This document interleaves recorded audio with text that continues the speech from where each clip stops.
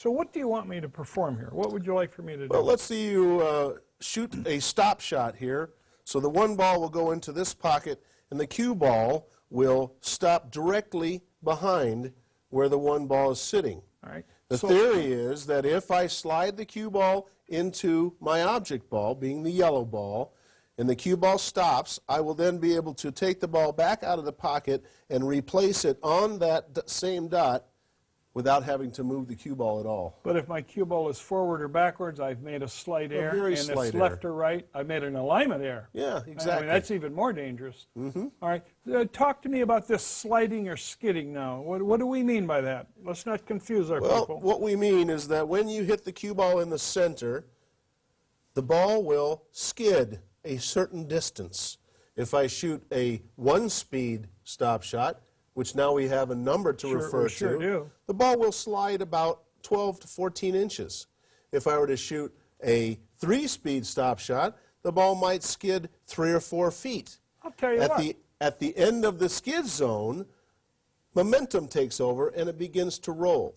So it loses its skid and Yes. starts to roll. Unless it has something to contact. Why don't I demonstrate that? Why for don't you? All right, let's remove our, I'll take that stripe. Why don't I start my stripe right here, all right? And I'm just going to, and notice how I set this stripe up for you. I'm going to strike this cue ball, this test ball, low. And I actually think the first thing you're going to see is it's going to be spinning backwards. But then it's going to go into a nice skid before it takes forward roll. Right? So it's going to be spinning backwards while it is sliding forwards. Absolutely.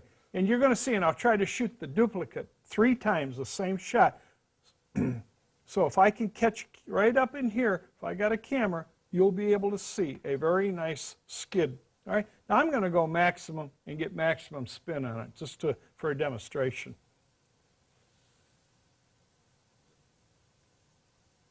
So we're going to see where is the skid zone. And there it is, right there. There was the ball slid in this area and then turned over and began to roll. Now that was a good demonstration. What makes it a really great demonstration is if I could repeat that now with the same stroke, the same speed. Yes. I seen my cue ball spinning backwards all the way out to here. Then right here, what did my 11 ball start to do? Slide. All the way through this zone. So that stop shot zone is pretty wide. It is. All right, let's do that one more time.